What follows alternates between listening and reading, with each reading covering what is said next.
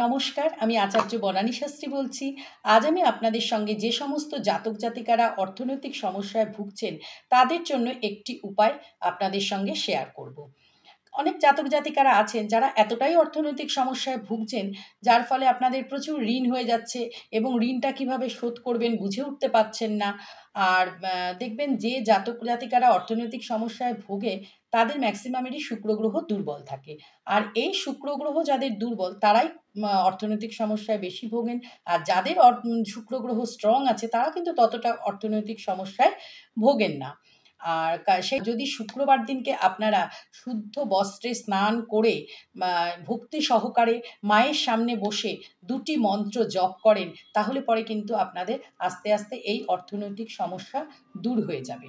এই ২টি মন্ত্র হলো, আমি বলছি আপনারা লিখে নিন।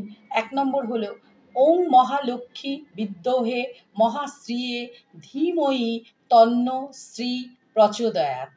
আবারও বলছি, ওং মহালক্ষ্মী বিদ্মহে মহাশ্রিয়ে ধীমহি তন্ন শ্রী প্রচোদয়াৎ। দ্বিতীয়টি হলো ওং বিশ্বরূপস্য ভর্যাসি পদ্মে পদ্মালয়ে শুভে। আবার বলছি, ওং বিশ্বরূপস্য ভর্যাসি পদ্মে পদ্মালয়ে শুভ। এই ২টি মন্ত্র আপনারা বলবেন। বলার পরে আপনারা কিন্তু মায়ের সামনে বসে আপনাদের যত মনের দুঃখ কষ্ট আছে সব কিছু মাকে জানান। তাহলে পরেই দেখবেন আপনার সমস্ত দুঃখ আস্তে আস্তে দূর করে দিচ্ছেন এবং আপনার অর্থনৈতিক যে সমস্যা আছে সেটাও মা দূর করে দেবেন। এটি কিন্তু আপনারা লাগাতার অন্তত ৩ মাস করবেন।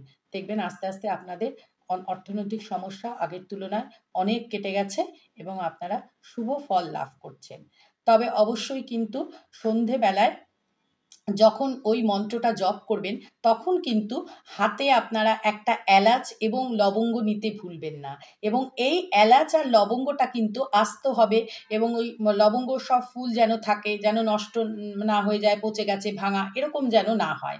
দুটোই ইনট্যাক্ট একদম ভালো নেবেন, নিয়ে ওটি হাতে নিয়েই কিন্তু মন্ত্রটি জপ করবেন। তাহলে দেখবেন আপনাদের খুব শুভ ফল আপনারা লাভ করছেন এবং তাড়াতাড়ি আপনাদের অর্থনৈতিক সমস্যা দূর হয়ে যাবে। আশা করি আপনাদের ভিডিওটি ভালো লাগবে।